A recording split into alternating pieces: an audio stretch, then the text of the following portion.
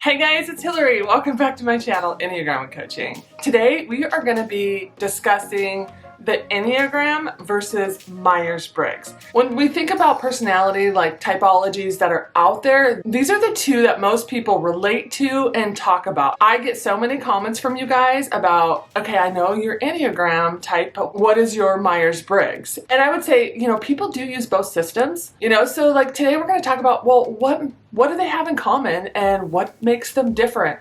Which one is the better one? Which one is the right one? It's going to depend on what you're looking for. And that's going to depend on which one you would most need in your life. And some people, they use both systems. Some people only use one. I mostly just use the Enneagram. Why? I'm certified in the Enneagram. I understand it thoroughly. And I really believe the Enneagram helps us change, helps us move forward, helps us look at some great things of our personality, but then some not so great things of our personality. And I really believe we need to be balanced in that because that's the only way change and growth happens.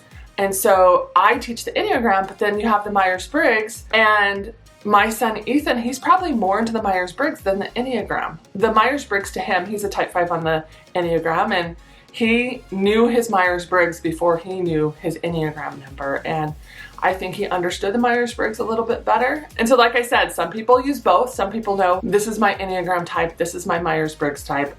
Some people only use one. Some people don't even use either, right? So, which is totally okay. But that's what we're going to be discussing today. So let's get started. So the Myers-Briggs, this is how you perceive the world, how you judge the world, how the mind functions, the behaviors. This one really dials in on that. And then the Enneagram, this is the why of your personality, right? And the Enneagram never changes. And I actually have a question for you guys. I think I read some conflicting things on the Myers-Briggs. Can your Myers-Briggs change?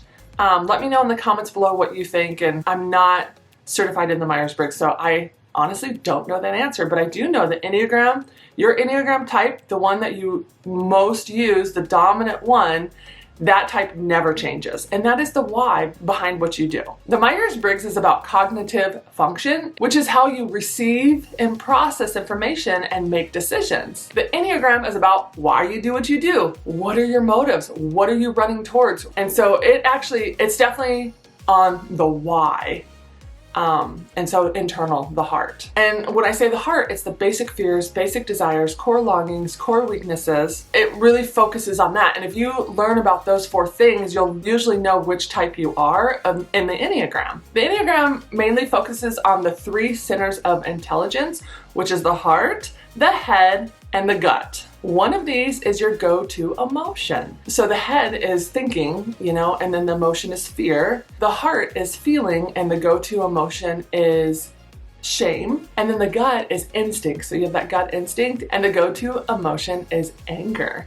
And you have types 2, 3, and 4 in the heart triad, types 5, 6, and 7 in the thinking triad, and then 8, 9, and 1 in the gut triad. And so the Enneagram really kind of focuses there. And then the Myers-Briggs, it's about thinking. It's logic, it's pros, it's cons. I've actually heard that the Myers-Briggs can help you find like the best career. It can help you make choices in your life. The career that would be best for your Myers-Briggs type. Myers-Briggs helps us to know how someone prefers to interact with the world. And the Enneagram is, like I said, it's what you're running towards, it's what you're running from. For example, I'm a type 9 on the Enneagram, which is the peacemaker. My childhood was filled with lots of chaoticness, lots of fighting around me, and it was a very chaotic world that I grew up in. So I tried to blend in, not assert myself, not to be seen or heard. That was my personality. It was like, I withdrew into myself. And my coping mechanism was numbing out.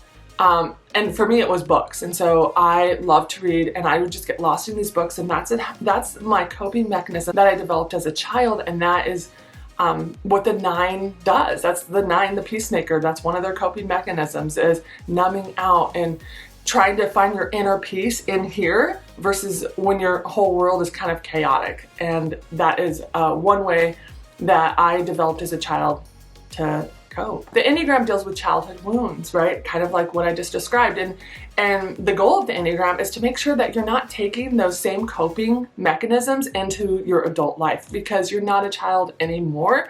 And so it helps you see those coping mechanisms and change. And the Enneagram helps you with knowing what drives you. What are your core fears? What are your core desires, you know? And that is what's driving you. And I would say the Myers-Briggs, it does a really good job at exposing our weaknesses. It does. But the difference is the Enneagram, it'll expose our false self, which is that coping strategy we used as a child and, you know, we've taken into adulthood. So now this Enneagram is going to help you expose that and kind of deal with that and make better choices and not use what you developed as a child. So Myers-Briggs, they have 4 sets of choices. So the first choice is an E and an I, which just means extrovert, introvert. The next choice is S and N, which means sensing and intuition. The third choice is T and F, and the T is thinking and the F is feeling. And the last choice is a J or a P, which is judging or perceiving. And so usually you're, you know, a combination of each of those 2 in the 4 rows. Does that make sense? And then the Enneagram is 9 types. You got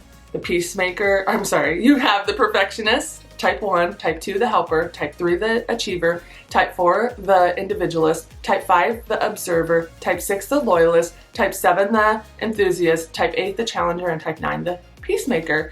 And so that one, you know, starts with those 9 types versus the Myers-Briggs. Like I said, it has those 4 choices and then 2 letters in each choice and what those mean. And honestly, it's way deeper than what I'm explaining right now, but I'm just trying to simplify. This is let's simplify as much as we can to understand the basic concept of the Myers-Briggs and the Enneagram. That's all this is supposed to be doing right now. So in the end, I would say both typologies are very useful in helping you understand different parts of yourself. They both can go hand in hand. You can use one, you can use the other, you can use both. I think they're both very useful. And I think anything we're doing for self-awareness and self-improvement and to, you know, not ignore the hard parts or the bad parts of our own personality and expose them and deal with them and make better choices is always good. Growth is the goal. Let's keep growing and becoming our best self, right? And so I guess to wrap this whole thing up, because I wanted to keep this video just short and sweet today,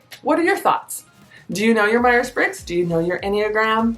Do you like both of them? Do you only prefer one of them? What are your guys' thoughts? I would say I know way more about the Enneagram, but like I said earlier, I could see value in both because I think sometimes certain personalities understand the Myers-Briggs a little bit better or understand the Enneagram a little bit better. But that's all I have for you guys today. I hope that this helped you just kind of understand just a little bit more about the Enneagram and the Myers-Briggs and what they're both for. And I probably taught a little bit more about the Enneagram. I'm certified in that, and I do understand that a little bit better than the Myers-Briggs, but like I said, I can see value in both. And if you want to know my Myers-Briggs, ask me in the comments below and I'll let you know. And don't forget to like this video if you liked it and subscribe. I really appreciate you guys subscribing. I do 2 videos a week. And if you want more information on the Enneagram, I'll link my website right here. I have different packages that you could choose from if you want to go a little bit deeper and learn about your Enneagram number or even have a typing session with me. You can find me on social media at Hillary_McCaskey_coaching. And that's all I have today, guys. So until next time, bye guys.